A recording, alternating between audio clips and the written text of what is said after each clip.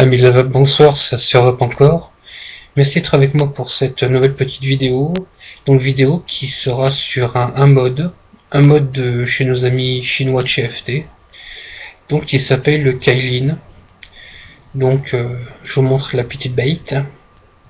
Donc dans sa version la plus courte, vu que c'est un télescopique.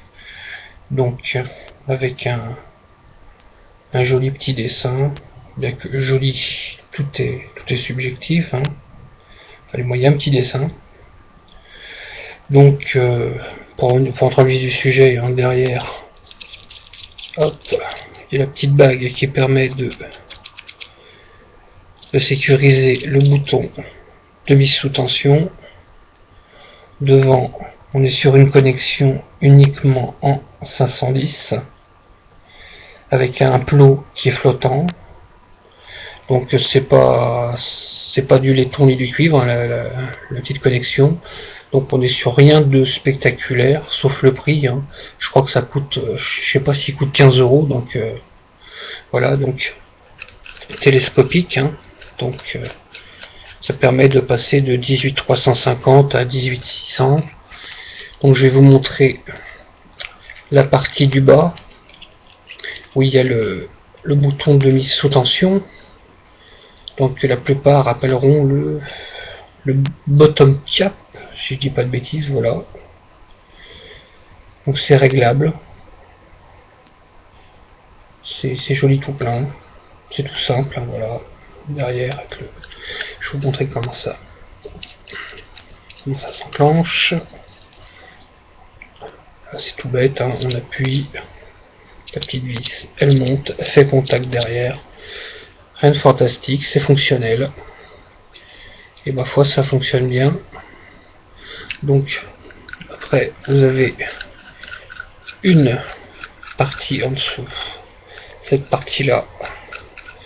Donc, il va venir se fixer sur la partie où il y a votre bouton de mise à feu. Ça me semblait moins long à visser tout à l'heure qu'à dévisser.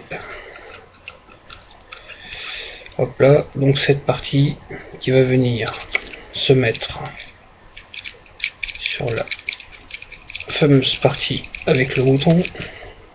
Voilà, rien de bien compliqué. Vous avez la partie centrale, celle où il y a la petite gravure. J'aurais peut-être dû le démonter avant, on aurait perdu moins de temps. Vous êtes courageux parce que moi, il y a longtemps que j'aurais arrêté de regarder cette vidéo. Voilà, donc il va venir se mettre sur cette partie là.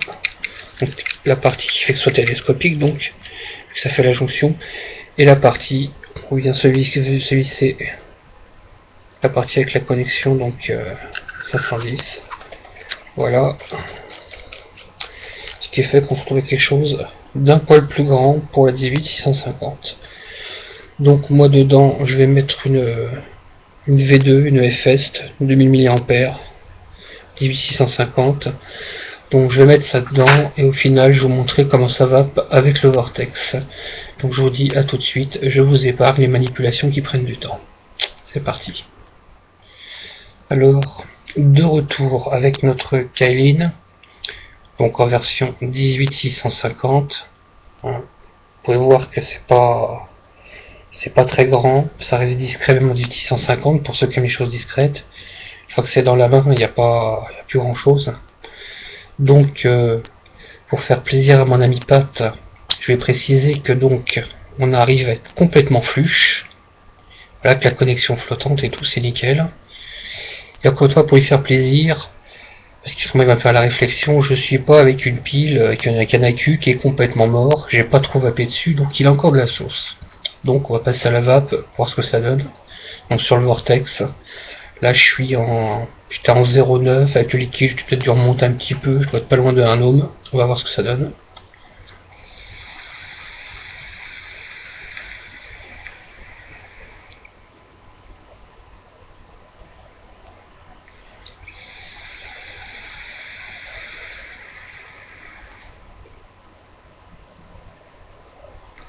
Donc là pour le test, un liquide en 70-30, donc une vape plus que correcte.